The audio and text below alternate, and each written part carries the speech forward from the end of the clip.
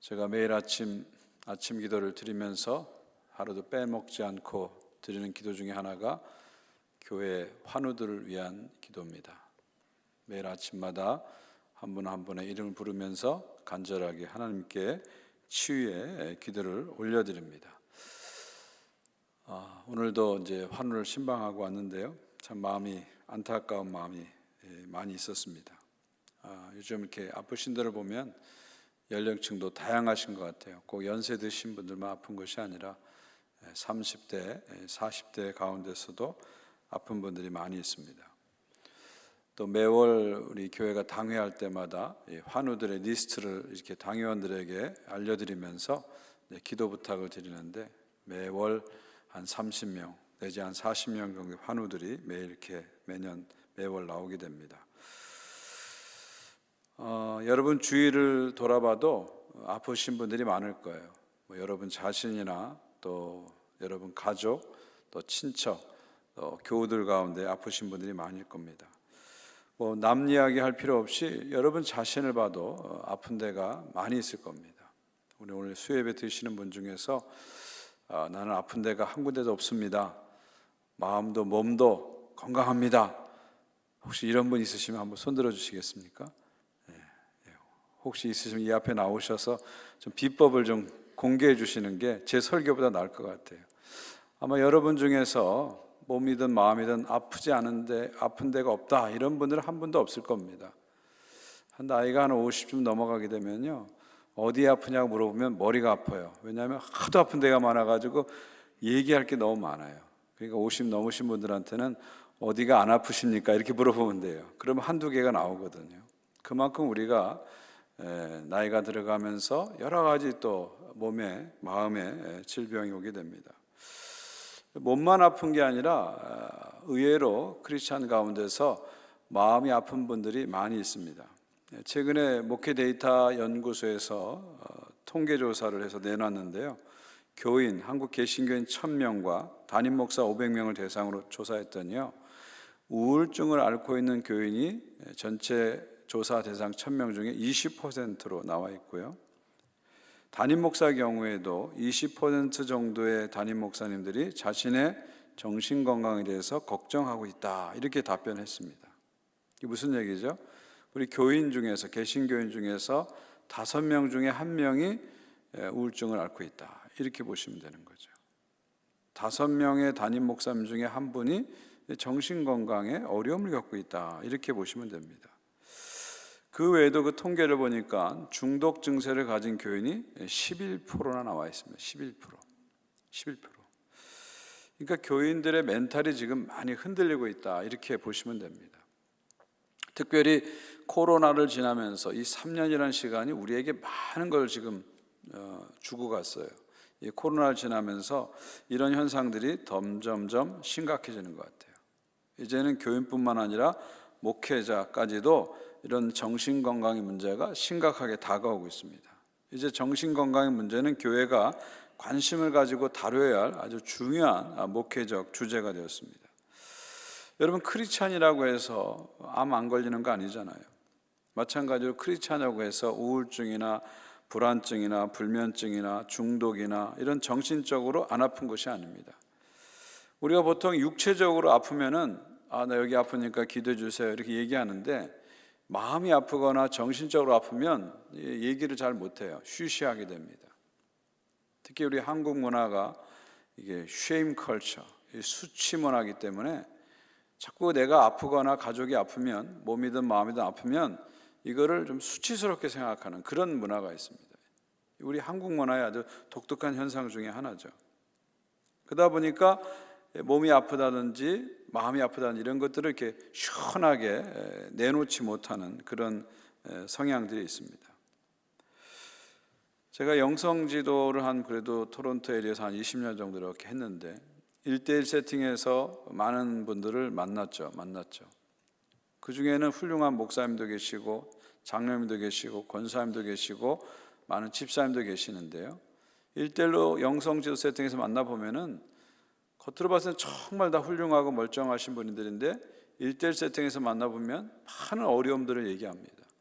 열등감에 대한 얘기도 하시는 분도 있고, 우울증 얘기도 하시는 분도 있고, 불안증에 대해서 얘기하시는 분도 있고, 또 낮은 자존감에 대해서 이렇게 호소하시는 분들을 많이 보게 됩니다. 뭐 다른 사람 얘기하기 전에 저도 목회를 하면서 지금까지 많은 번아웃을 경험했고 또 디프레션을 경험했어요. 어떤 순간에는 정말 너무 힘들어서 정말 목회를 내려놓고 싶은 그런 순간들도 많이 겪었습니다. 근데 목사가 이런 순간이 와도 교인들에게 내가 아픕니다 이런 말을 못 하잖아요. 오히려 내가 아픈 거를 숨겨야 되고 감춰야 됩니다. 그러니까 막 붕대를 더 칭칭칭 감으면서 안 아픈 척하고 목회해야 되니까 이게 더 힘든 거죠. 제가 3주 전에 사도행전 강의하면서 사도 바울도 아팠다, 정신적으로 어려움이 있었다, 그런 얘기 드렸잖아요. 고린도 왔을 때 사도 바울이 포비아가 가득했고 트라우마가 가득했다, 그런 얘기 드렸잖아요. 또 지금 기독교 역사상 가장 최고의 설교자라고 하는 찰스 스퍼전도 무려 27년 동안 우울증으로 고생했다, 그런 말씀 드렸잖아요. 제가 왜 이런 말씀을 드리는지 아시죠? 너무 우리는 이런 정신적인 질환 같은 거를 영적으로 자꾸 뭐 귀신의 현상이라든지 믿음이 부족하다든지 영적으로 해석하는 경향이 있는데 그렇지 않습니다. 영적으로 지나치게 해석하면 안 됩니다. 자꾸 이런 거에 대한 선입견을 갖다 보니까 공동체 안에서 이런 것들을 얘기하지 못하고 자꾸 숨기게 되고, 그러다 보니까 점점점 힘들어지는 그런 분위기가 있습니다. 저는 교회가 육체적 질병이든 정신적 질병이든 이게 자꾸 나눌 수 있는 그런 분위기로 가야 진정한 사랑의 공동체가 되고 진정한 예수 그리스도의 공동체가 될 수 있다, 그렇게 생각합니다. 어쨌든 이런 전체적인 이런 얘기를 드리는 이유 중에 하나가 뭐냐면 모든 사람이 아프다는 거예요. 저는 목회를 하면서 그래도 사람들과 많이 만나잖아요. 지금까지 제가 뭐 몇만 명을 만났겠죠. 또 그 중에는 정말 내밀하게 얘기를 들어주고 만나는 관계들을 얼마나 많이 가졌겠어요. 그런 과정을 제가 겪으면서, 특히 상담과 영성지도나 이런 과정을 겪으면서 제가 결론 내린 건 뭐냐면 다 사람은 아프다는 거예요. 몸이 아프든 마음이 아프든 다 아프다는 거예요. 겉으로 보면 다 멀쩡해 보이지만 사실은 다 아프다는 겁니다. 뭐 주일날 잘 차려입고 환하게 웃고 나오면 다 괜찮아 보이잖아요. 그런데 그렇지 않다는 거예요. 조금만 이렇게 들어가서 사람들을 보기 시작하면 아프다는 겁니다. 많은 분들이 제 방에 오게 되면요 자꾸 우세요. 그래서 하도 우셔서 항상 제가 테이블에 크리넥스를 항상 채워놓거든요. 항상 갖다 놓거든요. 옛날에 어떤 집사님도 그러더라고요. 왜 이 자리만 울음이 나오는지 모르겠어요. 막 우시더라고요. 그래서 막 계속 그걸 뽑아 쓰시는 거예요. 다 뽑아 쓰시더라고요. 그러면서 제가 코스코 가서 한 박스 사다 드릴게요, 저한테 그러시더라고요. 근데 안 사다 줬어요. 어쨌든 그게 무슨 얘기냐면 다 아프다는 겁니다. 누가 안 건드려서 그렇지 조금만 탁 건드리면 울음이 탁 터질 정도로 다 아프다는 겁니다. 그 아픔을 안고 사는 거고 눈물을 안고 사는 거고 상처를 안고 사는 겁니다. 그게 모든 사람들의 삶의 모습이라는 거죠. 서울대학 교수인 김남도 교수가 쓴 책 중에 유명한 베스트셀러가 있죠. 아프니까 청춘이다. 근데 저는 그거를 읽고 참 많이 배우고 또 젊은 세대 이해하는 데 많이 도움을 받았어요. 근데 저는 그 책을 좀 이렇게 확대하고 싶어요. 아프니까 청춘이다가 아니라 아프니까 인간이다. 모든 인간이 아프기 때문에 다 인간은 다 아프다. 아프니까 인간이라는 거예요. 안 아프면 신이죠. 안 아프면 기계죠. 아프니까 인간이다. 또 더 확대하면은 아프니까 교인이다. 교인들도 다 아프다는 겁니다. 다 아프다는 거죠. 그러니까 서로를 이렇게 볼 때, 나를 볼 때도 그렇고 남을 볼 때도 그렇고, 야, 우리 다 아픈 존재들이구나, 우리 다 환자들이구나, 이런 이해들이 좀 우리 안에 있을 필요가 있다는 거죠. 자, 이런 이해는 제가 만드는 이해가 아니라 예수님이 만드신 거죠. 예수님은 사람들을 볼 때 이제 환자로 보는, 그런 아픈 사람으로 보는 그런 이해, 인간 이해를 가지셨어요. 오늘 보면 마가복음 2장 17절 보십시오. 예수께서 들으시고 그들에게 이르시되 건강한 자에게는 의사가 쓸데없고 병든 자에게 쓸데있느니라. 나는 의인을 부러운 것이 아니요 죄인을 부러워 왔노라 하시니라. 자, 요 말씀의 2장의 배경을 좀 설명드리면 이런 겁니다. 예수님께서 중풍병자를 고치신 다음에 누구하고 식사를 하냐면 세리와 죄인들과 식사를 합니다. 근데 바리새인이 그걸 보고 쌍심들을 키면서 당신이 랍비인데 어떻게 죄인들하고 식사하고 저 더러운 세리들과 식사하고 어떻게 그럴 수 있냐고 따지는 겁니다. 항의하고 막 따집니다. 자, 이 항의를 들으시고 하신 말씀이 17절 말씀이에요. 건강한 사람에게는 의원이 쓸데없어. 그러나 병든 사람에게는 의사가 필요해 말씀하시는 거예요. 나는 건강한 사람 부르러 온 게 아니라 아픈 사람 부르러 왔어. 나는 의로운 사람 부르러 온 게 아니라 죄인들 부르러 왔어. 이 말씀을 예수님이 하신 거죠. 이 예수님의 말씀에서 우리가 중요한 걸 깨닫는데 바리새인하고 예수님이 사람을 보는 관점이 완전히 다르다는 거예요. 바리새인의 관점은 누가 죄인이냐, 누가 의인이냐, 릴리저스, 종교적 관점을 보는 거예요. 모랄, 도덕적 관점을 보는 거예요. 그러니까 바리새인들은 항상 사람을 볼 때 누가 의인이냐, 누가 죄인이냐, 이 모랄 퍼스펙티브를 갖고 계속 본 거죠. 근데 예수님은 아니라는 거예요. 예수님은 누가 아프냐, 누가 안 아프냐, 임상적 관점, 의학적 관점을 가지고 사람을 봤다는 것이죠. 그러니까 바리새인의 관점이 사람을 보는 모랄 퍼스펙티브의 관점이라면 예수님의 관점은 클리니컬 퍼스펙티브의 관점, 임상적 관점이라는 거죠. 사실은 이건 엄청난 인간의 혁명적인 전환입니다. 사람을 볼 때 저 사람이 옳으냐 그르냐 이렇게 보지 않는다는 거예요. 저 사람이 죄인이냐 의인이냐 이렇게 보지 않는다는 거예요. 저 사람의 사상이 나하고 같냐 안 같냐, 사상, 도덕, 종교 이런 거 갖고 사람 보지 않고 사람 볼 때 저 사람이 아프냐 안 아프냐, 병자냐 건강한 사람이냐 이렇게 본다는 거예요. 이것이 예수님이 인간을 보는 아주 독특한 관점이에요. 클리니컬 퍼스펙티브죠. 그러니까 예수님은 죄인도 사랑할 수 있었고 쇠리도 사랑할 수 있었고 창녀도 사랑할 수 있었다는 거예요. 바리새인은 근데 쇠리를 보면 죄인이냐 의인이냐 딱 정죄하고 죄인 제끼는 겁니다. 창녀를 보고 죄인이냐 의인이냐 죄인 제끼는 거예요. 근데 예수님은 사람 봤을 때 환자로 보는 겁니다. 쇠리, 저 아픈 사람, 돈에 노예가 돈 하고 살아가면서 친구도 잃어버리고 가족도 잃어버리고 이웃도 잃어버리고 돈 하면서 소외되고 사람들에게 왕따 당하는 저 불쌍한 사람, 이렇게 보니까 세리도 덥죽 끌어안을 수 있는 거예요. 창녀를 보면서도 너 왜 이렇게 됐어 하고 질타하거나 정죄하지 않고 너 어쩌다가 이 지경까지 되었니 하면서 그 사람이 여기까지 오는 그 사정과 사연을 주님은 들으셨잖아요. 아픈 사람으로 보는 거, 아픈 사람으로 보는 거죠.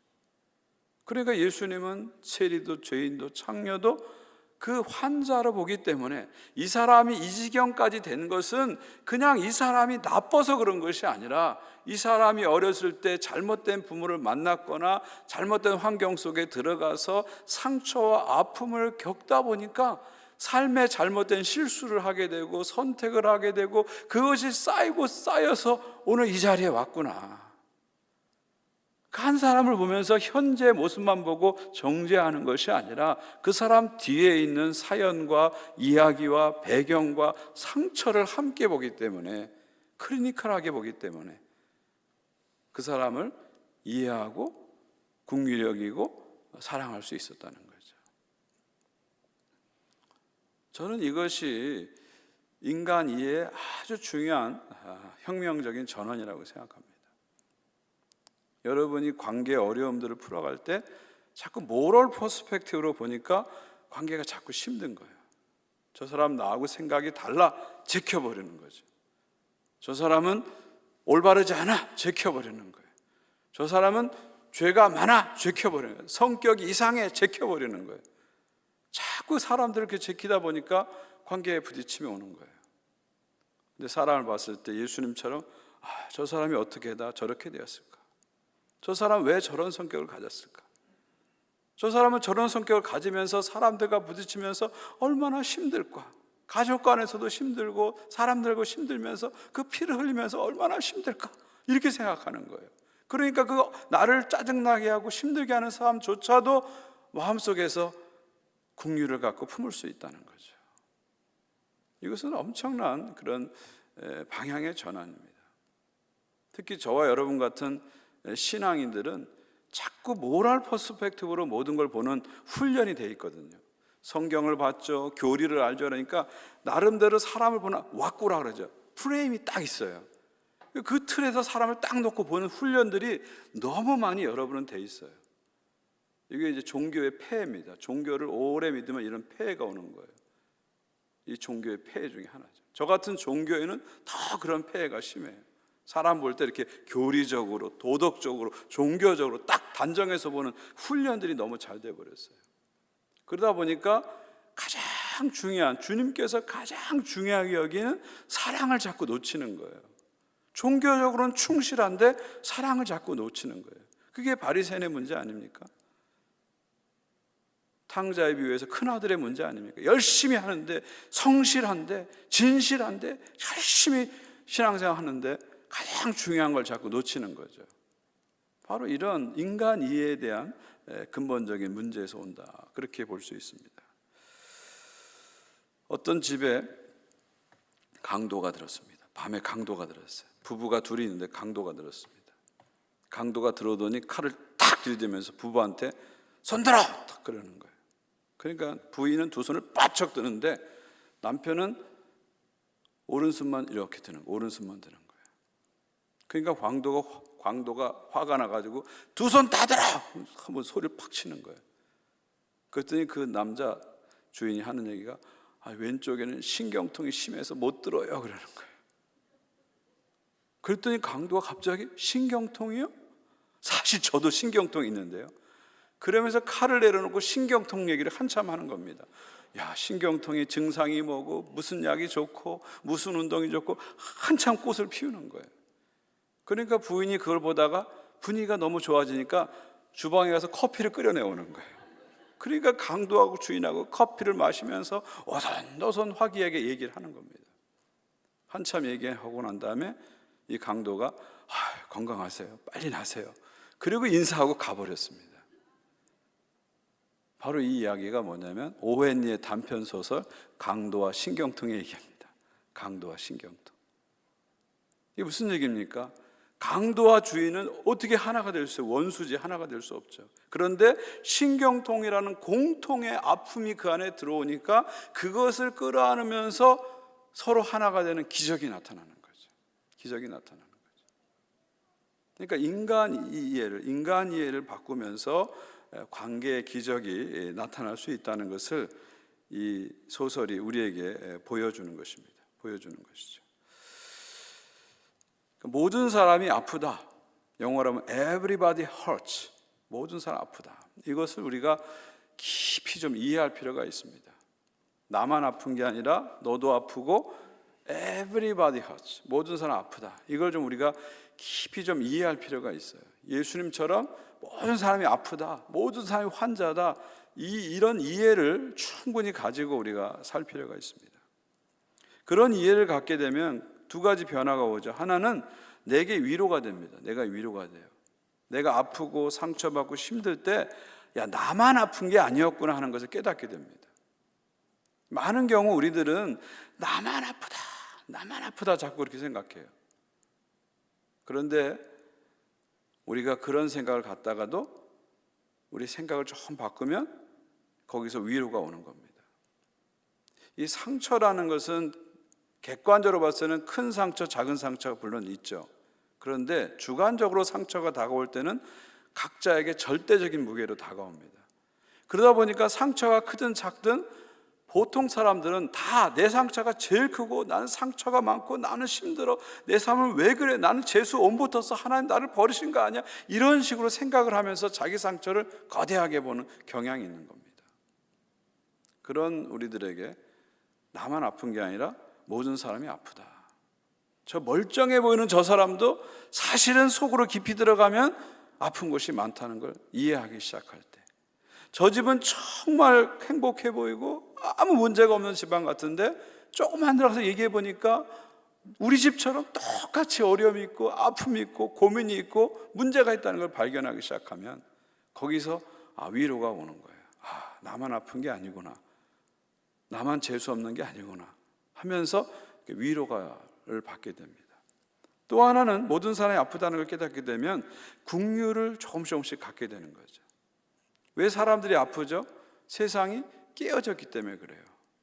깨어지기 전에는 죽음도 없었고 아픔도 없었고 미움도 없었고요, 온전한 세상이었는데 인간이 죄를 지음으로써 세상이 브로큰되고 깨어져 버렸어요. 깨어지다 보니까 우리가 다 깨어진 곳에서 상처를 받고 아픔을 겪고 몸과 마음에 병이 생기기 시작하는 거죠. 심지어 사랑마저도, 그 숭고한 사랑마저도 브로큰돼 버렸잖아요. 남녀간의 사랑이 브로큰돼 버렸잖아요. 깨어져 버렸잖아요. 부부간의 사랑도 깨어져 가고 있고, 심지어 부모의 사랑조차도 이렇게 왜곡돼 가는 것을 우리가 보게 됩니다.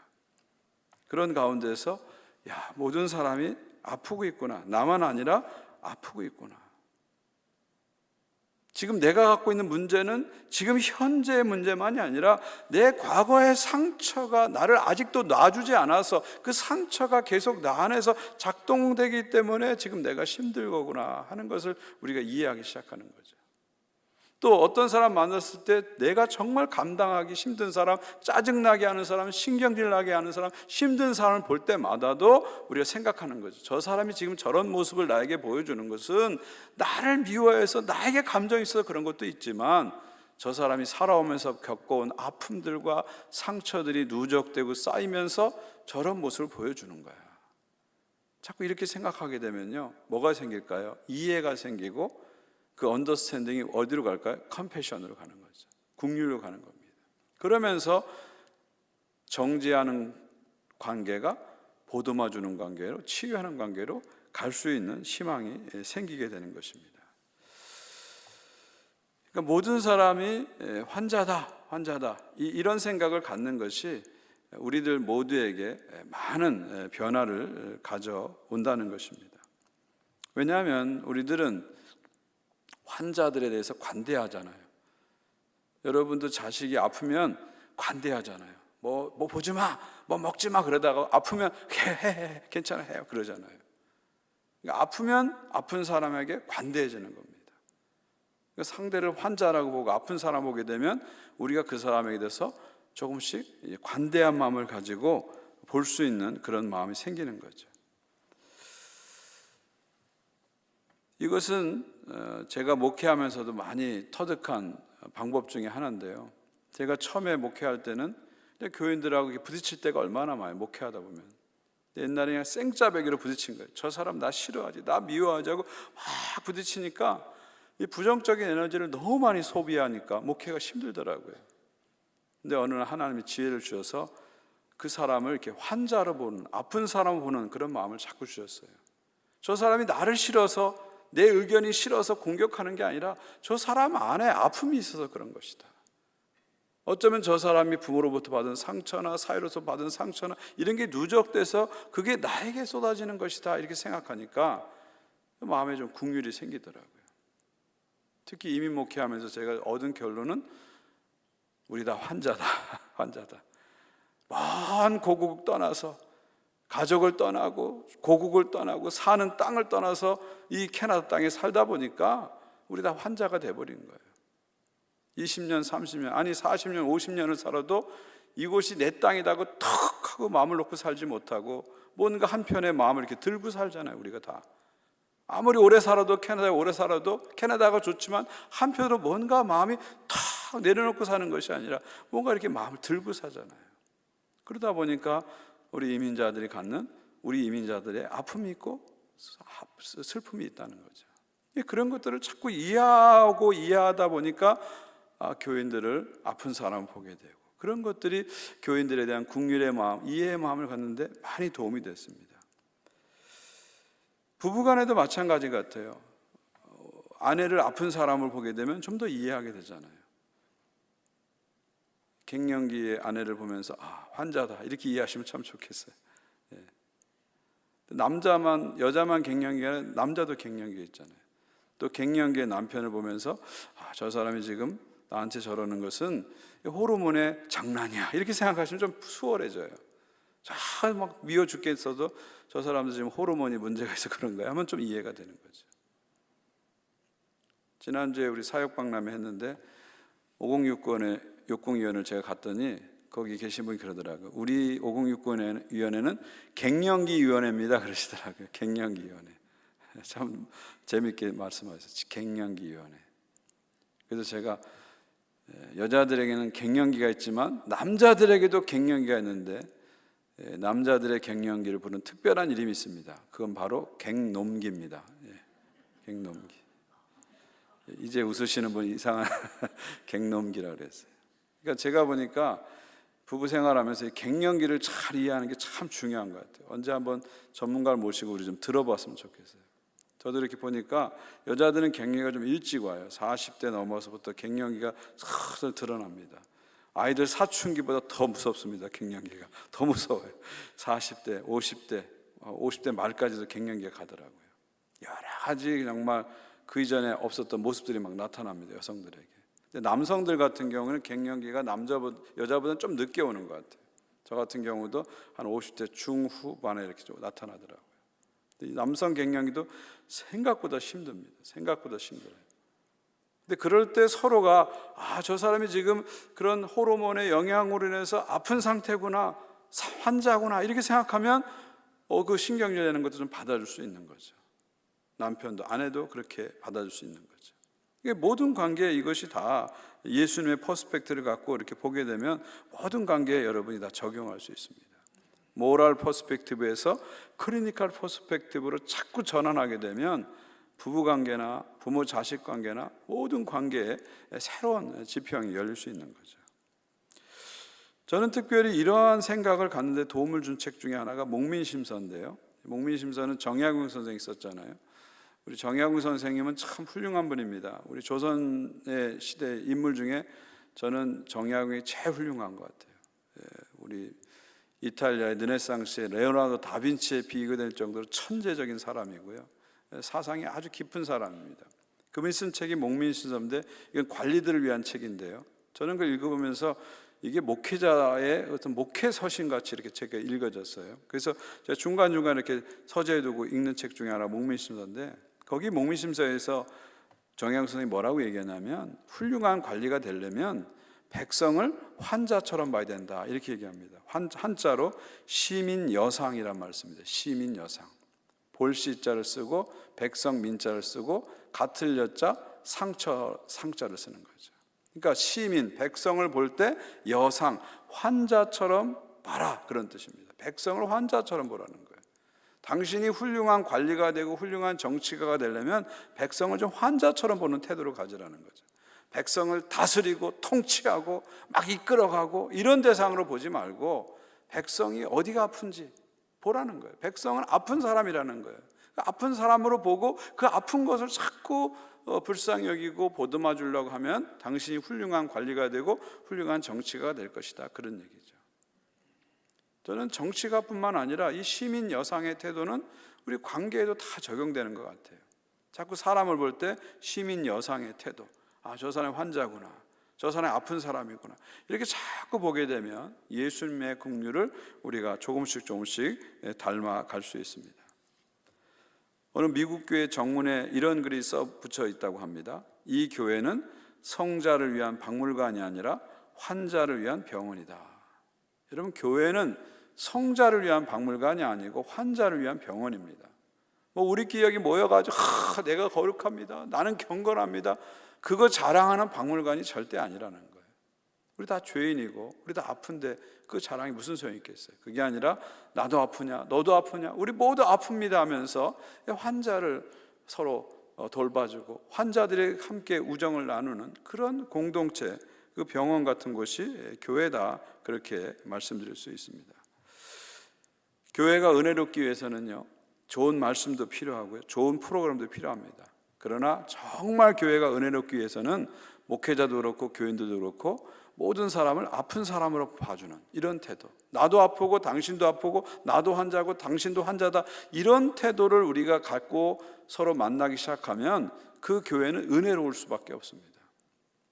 그래서 소그룹을 모였을 때 우리가 막 자기 잘난 것을 자랑하고 자기 가진 걸 자랑하고 자기 아는 걸 자랑하고 그런 몸이 아니라, 난 이런 게 아픕니다, 난 이렇게 힘듭니다, 난 이런 문제가 있습니다, 자꾸 약함을 서로 내놓고 자랑하는 공동체가 되면은, 그것을 이해하고 받아줄 수 있는 그런 공동체가 되면 그 교회는 은혜로울 수밖에 없는 겁니다. 은혜로울 수밖에 없는 거예요. 교회 안에서 자꾸 의사 노릇하는 사람이 없어져야 됩니다. 자꾸 사람을 고치려고 하고 막 진단하고 당신 이게 잘못됐어 이렇게 바꿔야 돼, 의사 노릇하는 사람이 많으면 그 교회는 은혜가 싹 사라집니다. 반대로 환자 역할하는 사람이 많아지면 그 교회가 잘 되는 거예요. 난 이렇게 아픕니다, 당신도 아프군요, 우리 서로 아프군요, 이렇게 되면은 잘 되는 거예요. 교회가 은혜로울 수밖에 없어요. 우리가 촌모임을 하는 것도 바로 그런 의미입니다. 촌모임의 가장 큰 의미 중에 하나는 우리의 연약함을 서로 나누는 거예요. 삶을 나누고 기도를 나누고 말씀을 나누면서 우리의 연약함을 나누는 거예요. 그러면서 우리가 서로에 대해서 선입견과 편견 없이 서로를 수용하고 받아주면서 아름다운 사랑의 공동체를 만들어가는 겁니다. 촌모임의 핵심은 공동체예요. 근데 공동체가 어떻게 생깁니까? 막 정강을 잘 만들어 놓고 비전을 잘 만들어 놓고 규칙을 잘 만들어 놓고 공동체가 세워집니까? 아닙니다. 공동체는 사랑으로 세워지잖아요. 서로를 이해하고 국민력일 때 공동체가 생기는 거예요. 서로 의사 노릇하는 촌모임은 은혜로울 수가 없어요. 그러나 서로 나도 아픕니다, 너도 아픕니다, 환자 노릇하기 시작할 때 거기서 진정한 아름다운 공동체가 생깁니다. 육체적인 병이든 정신적인 병이든 선입견 없이 바라보고 서로 마음을 편하게 나눌 수 있는 그런 분위기, 그런 촌모임, 그런 교회 분위기를 만들어갈 때 그 교회가 진정으로 은혜로운 교회, 주님의 교회가 됩니다. 결국 인간은 다 죄인이죠. 이걸 현대적인 말로 바꾸면 인간은 다 환자라고 볼 수가 있습니다. 그러니까 다 치유가 필요하다는 거예요. 저도 그렇고 여러분도 그렇고 우리가 짓는 죄들은 다 치유받을 죄들 아닙니까? 내가 막 죄를 짓겠다 결심하고 짓는 사람도 있지만 하다 보니까 죄를 져버리잖아요. 이건 이러지 말아야 되는데 또 가서 죄를 짓는 때가 얼마나 많아요. 내가 원치 않는 죄를 우리는 또 반복해서 짓습니다. 왜 그래요? 우리 안에 아직도 치유되고 해결되지 않은 문제가 있다는 거예요. 어쩌면 우리가 짓는 죄들은 용서받을 죄가 아니라 치유받을 죄입니다. 우리 모두에게 필요한 것은 주님의 용서가 아니라 주님의 치유가 필요한 거예요. 주님, 제가 아직도 주님의 온전한 은혜로 치유되지 못해서 이런 모습이 튀어나오고 저런 모습이 튀어나오고 이런 모습이 나옵니다. 주님, 제 안에 오셔서 저를 치유해 주십시오. 만져주십시오. 저를 새롭게 해주십시오. 이 기도를 우리 모두가 드릴 수밖에 없습니다. 오늘 예수님께서는 병든 사람에게는 의사가 필요 없다고 그랬어요. 건강한 사람이 의사가 필요 없다고 그랬어요. 그러나 병든 사람에게는 의사가 필요 있다고 말씀하셨습니다. 그리고 예수님께서는 건강한 사람이 아니라 병든 사람을 위해서 이 땅에 오셨다고 말씀하셨어요. 그리고 예수님은 말만 하신 게 아니라 직접 우리를 십자가의 은혜로 치유하셨잖아요. 이사야 53장에 그가 채찍에 맞음으로 너희가 나음을 입었도다. By his wound you are healed 그러잖아요. By his wound, 그의 상처로 you are healed, 너는 치유를 받았다 말씀하고 있잖아요. 결국 예수님께서 우리를 대신해서 십자가에 죽으신 것은 우리의 죄만 용서해 주신 것이 아니라 우리의 상처와 아픔과 연약함과 질고를 다 짊어지시고 대신 상처받으심으로 당신의 상처를 통해서 우리를 치유하시기 위함이죠. 주님만이 우리의 진정한 치유자시고 우리의 의사입니다. 이제 우리가 할 일은 주님 앞에서 저도 아픕니다. 그리고 저 사람도 아픕니다. 저도 환자고 우리 형제 자매들도 환자입니다. 서로 인정하는 거예요. 그러면서 진정한 치유자이신 주님 앞에 우리가 항상 은혜를 구하면서 나가는 거죠. 그럴 때 치유의 주님께서 우리 안에 들어오셔서 우리를 치유해 가시고 우리를 온전케 만들어 가시고 우리를 더 주님의 사람으로 만들어 가시는 거죠. 그런데 우리가 그렇게 하지 않고 나는 멀쩡합니다, 나는 건강합니다, 저 사람이 문제예요, 저 사람이 잘못됐어요, 바리새인처럼 이렇게만 나간다면 나도 치유받지 못할 뿐만 아니라 나를 통해서 사랑의 공동체가 깨어지기 시작하는 거죠. 그게 아니라 주님 저는 아픕니다, 너무 많이 아픕니다, 너무 많이 치유가 필요합니다. 날마다 우리가 솔직하게 인정하고 고백하면서, 그게 부끄러운 게 아니라 그게 우리의 실체적 진실이니까 인정하면서 주님 치유해 주십시오, 주님의 은혜가 필요합니다 고백하며 나가는 거죠. 내가 은혜가 필요하다, 내가 아프다는 걸 정말 인정해야지만이 하나님 앞에 은혜를 구하는 마음이 나오는 거예요. 내가 멀쩡한데 더 멀쩡해지기 위해서, 내가 괜찮은데 더 괜찮아지기 위해서 주님 앞에 나오는 게 아니잖아요. 우리가 너무 형편없고 너무 무너지고 너무 상처가 많기 때문에 그냥 이대로 살아갈 수 없어서 하나님의 은혜 한 자락이라도 받아내야지만이 그 한 자락이라도 붙잡고 오늘도 내일도 살 수 있기 때문에 우리가 이렇게 은혜 앞에 나오는 거잖아요. 내가 아프다는 것, 내가 주님 앞에서 죄인이라는 것, 환자라는 것 인정할 때 하나 앞에 우리의 손이 간절해집니다. 우리의 기도가 간절해지고 우리의 찬양이 간절해지고 우리 예배가 간절해지고 말씀이 간절해지기 시작하는 거예요. 그러면서 은혜가 내 안에 들어오면서 내 안에 좋은 변화를 만들어내고 지속 가능한 변화를 만들어내고, 그러면서 내 삶에 변화가 일어나고 내가 서 있는 자리가 가정이든 교회든 사랑의 공동체로 조금씩, 은혜의 공동체로 조금씩, 긍휼의 공동체로 조금씩 바뀌어 나가는 것이죠. 오늘도 주님 앞에서 나는 아픈 사람입니다 고백하면서 살아가시길 바라고요. 또 다른 사람을 볼 때 모랄 퍼스펙트가 아니라 클리니컬 퍼스펙트를 가지고 사랑의 공동체, 긍휼의 공동체를 함께 만들어갈 수 있는 저와 여러분 되시길, 또 우리 교회 되기를 주님의 이름으로 축원드립니다.